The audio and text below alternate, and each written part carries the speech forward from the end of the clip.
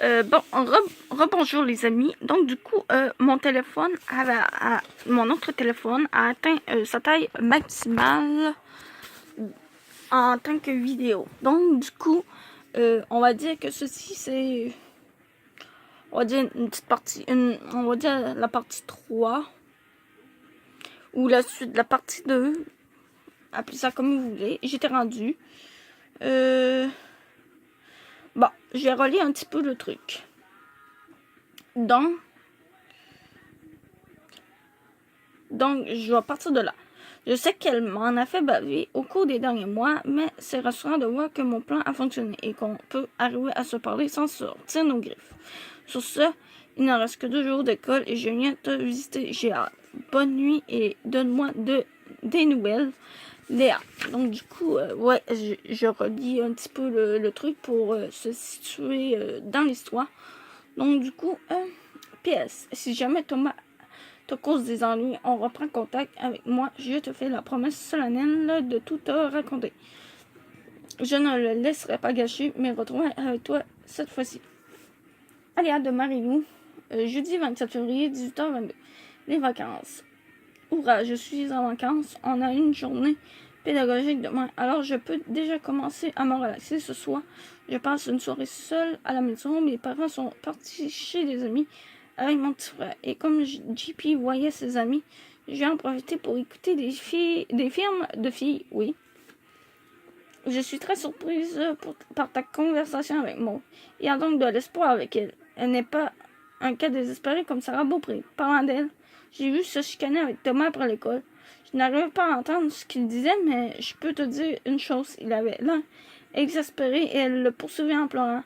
Je ne sais vraiment pas comment il fait pour endurer ça. Je sais qu'elle est belle, mais il y a des limites, non. Il dit qu'il te trouvait compliqué, lol. Bon, je vais visionner mes films. Tu me raconteras ta soirée avec Éloi.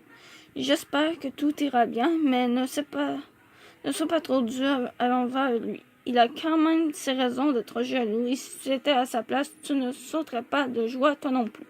Lou. À Marilou de Léa, vendredi 28 février, 23h11. Un dodo. Coucou, désolé de ne pas t'avoir appelé, mais finalement, ma soirée avec Éloi a été remise à ce soir, sans que je le veuille.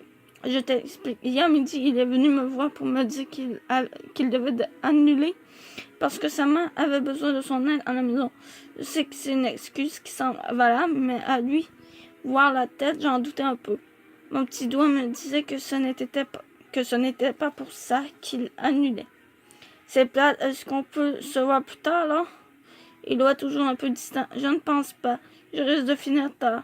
Bon, est-ce qu'on peut se voir demain soir? Je ne sais pas trop. J'avais déjà dit à Alex que je ferais quelque chose avec lui.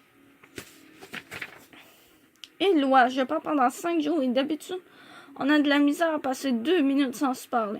Alors, peux-tu me dire pourquoi tu cherches à m'inviter? C'est encore à cause de Thomas? C'est plus compliqué que ça. Je suis un peu préoccupée et j'ai plein de choses à faire. D'ailleurs, je dois y aller, mais on se parle plus tard. Il est parti sans me laisser le temps de lui répondre. Je me sentais vraiment tout à l'envers. Parce que je sentais qu'il me filait entre les doigts et qu'il n'y avait rien que je puisse faire pour le retenir. Je suis allée voir Jane pour lui proposer d'aller prendre un café. Et ça m'a fait du bien de me confier à quelqu'un. Selon elle doit agir comme ça parce qu'il veut se protéger. Genre qu'il a peur de ce qui pourrait arriver pendant que je suis chez toi. D'un côté, je comprends qu'il soit inquiet, mais de l'autre, j'avoue qu'il ne m'aide pas parce qu'il me fait encore plus penser à Thomas. Et quand j'y pense, j'avoue que mes mains deviennent moites et que mon cœur s'emballe. Est-ce que c'est normal? S'il n'en parlait pas autant, je crois que je ne me stresserais pas avec la situation. Mais là, on dirait qu'il m'a transmis son obsession. On a aussi discuté de Jane et de son plan de tête pour lundi prochain. Alexis l'a invité à aller voir Laura jouait au hockey. Et elle veut y aller avec Alex et quelques-uns de ses amis pour se donner plus de courage. La vérité, c'est qu'elle est amoureuse de lui, mais qu'elle ne sait pas trop comment s'y prendre, ni comment lui dire. Ce n'est pas évident comme situation, car ils sont extrêmement timides tous les deux. Notre rencontre m'a changé les idées, mais j'avoue que j'ai eu de la misère à m'endormir. Je n'arrêtais pas de penser à Eloi et à Thomas. Et je ne savais pas trop quoi faire. Tout à l'heure, après l'école, Eloi est venu me voir pour s'excuser d'avoir été aussi froid cette semaine. Il m'a expliqué un peu mieux comment il se sentait. Ça me rend fou de penser que tu vas peut-être le revoir. J'étais là pendant ta peine d'amour et je sais à quel point tu l'as aimé. Oui, mais maintenant, je suis avec toi. Je n'ai pas envie de revoir Thomas. Il faut que tu me fasses confiance, ok? Et j'aimerais ça qu'on arrête de parler de lui tout le temps. Parce que c'est en train de me rendre folle. Comment ça te rend nerveuse? Tu vois? C'est ça que je voulais dire. Je n'aime pas ça qui te mette encore dans cet état. Moi, en son temps, arrête tes lois. Ce n'est pas lui qui me met dans cet état-là. C'est toi, c'est toi. Thomas, c'est du passé. Et je suis tannée d'en parler. Eloi m'a regardé d'un air surpris, puis il a pris une grande inspiration et s'est avancé vers moi avant de m'embrasser passionnément. Moi, en souriant. Waouh, qu'est-ce qui m'a vaut ce baiser? Toi, tout simplement. Merci d'être patiente avec moi. Je sais que je ne suis pas évident depuis quelque chose, je m'excuse. Je ne suis pas quelqu'un de jaloux et je déteste me sentir comme ça. Je me sens tellement vulnérable. Cette peur de te perdre, ça m'a fait réaliser à quel point je tenais à toi. Et je pense que ça m'a rendu un peu fou. On a souri tous les deux et on s'est serré très fort. Je lui ai proposé de me raccompagner chez moi, mais il avait des trucs prévus et je me suis dit qu'il valait mieux ne pas trop insister et laisser retomber de la poussière. Après tout, on a réussi à s'expliquer et à arranger les choses. Alors c'était préférable de se séparer avant d'aborder le sujet une nouvelle fois et de contaminer notre bonheur qui semble très fragile cette semaine. Je viens de terminer mes bagages et je suis prête à partir. Je dois me lever à 6 heures si je veux être capable de prendre le bus à 8 heures. De 8 heures. Alors je ferais mieux d'aller me coucher tout de suite.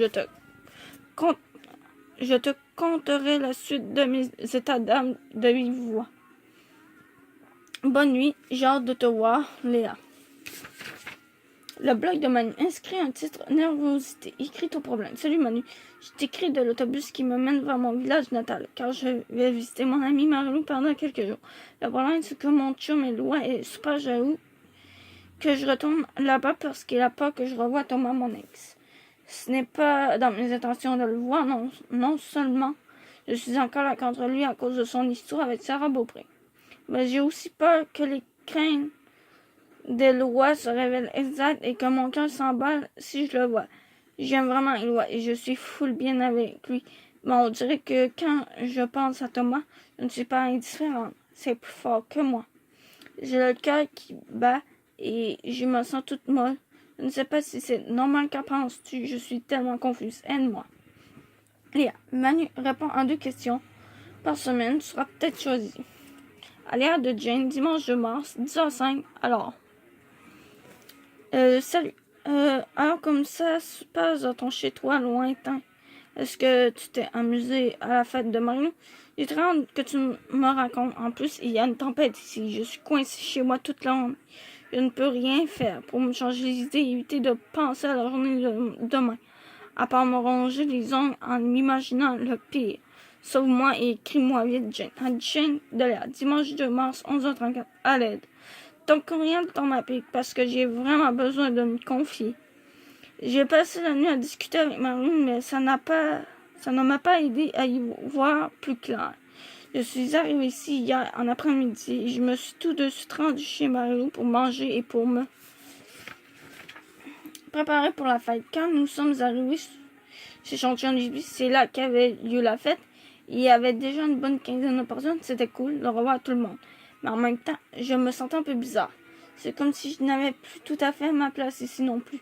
Quand je suis avec Marilou, tout se passe bien, mais lorsque je suis avec le reste des gens, je me sens un peu comme une étrangère. Je trouve ça un peu déprimant parce que j'ai l'impression de ne pas avoir ma place ni à Montréal ni ici. Et tout de même, fait semblant de m'amuser et de rire des blagues de ses amis pour ne pas gâcher la fête de Marilou. Le problème, c'est qu'une autre chose me tracassait. Même si au fond, je savais qu'il ne fallait pas revoir Thomas, je pense que j'espérais un peu qu'il soit là. Et je me sens vraiment mal pour Eloi. Je ne sais pas si c'est parce que je voulais savoir si je ressentais encore quelque chose pour lui ou parce que je suis masochiste, mais c'est la vérité. Vers la fin de la soirée, j'ai demandé à Marilou si ça la dérangeait beaucoup que je rentre avant elle puisque j'étais morte de fatigue, ce qui est vrai parce que je m'étais levée à 6 heures. Mais elle a insisté pour partir en même temps que moi. Nous avons donc salué tout le monde, puis nous avons enfilé nos bottes et nos manteaux. Quand j'ai ouvert la porte de la maison, je suis tombée nez à nez avec Thomas. Il avait les joues toutes rouges et on dirait que ça faisait des heures qu'il attendait là. Puis c'est comme si le reste s'était passé au ralenti. J'ai vu ses yeux s'agrandir et j'ai senti mon cœur s'arrêter. Ni lui, ni moi n'avons été capables de prononcer un seul mot. Tout ce dont je me souviens, c'est que Marie m'a pris par le bras et m'a tiré vers la rue pour me sortir de là. Mais que je n'étais pas capable de détacher mes yeux des siens. Même en marchant, je continuais de le regarder et lui restait planté devant la porte en me suivant des yeux. Quand il est sorti de mon champ de vision, je me suis arrêtée pour reprendre mon souffle et j'ai ressenti une forte nausée. Je me suis penchée et j'ai vomi, sans pouvoir m'en empêcher. Marie-Lou tenait mes cheveux et moi, j'essayais d'évacuer tout ce que je ressentais, mais c'était trop fort. Une fois rendue chez Marie-Lou, elle m'a fait prendre un bain chaud et m'a fait boire une tisane bouillante pour me réchauffer. Mais ça n'a pas réussi à calmer moi. Que la vérité, c'est que ce n'est pas une indigestion qui m'a rendu malade et qui m'a empêché de me fermer l'œil cette nuit. C'est lui, c'est Thomas. À suivre. Donc du coup, on finit le chapitre 8 comme ceci. Et oui, c'était le dernier chapitre du tome 2 de la vie compliquée de Léa Olivier. Donc, Rumeur, que ça s'appelait. Bon, du coup, je vous dis à plus. Mais sinon, prochainement, je vais lire le numéro 3. Donc, je vous dis à plus là-dessus.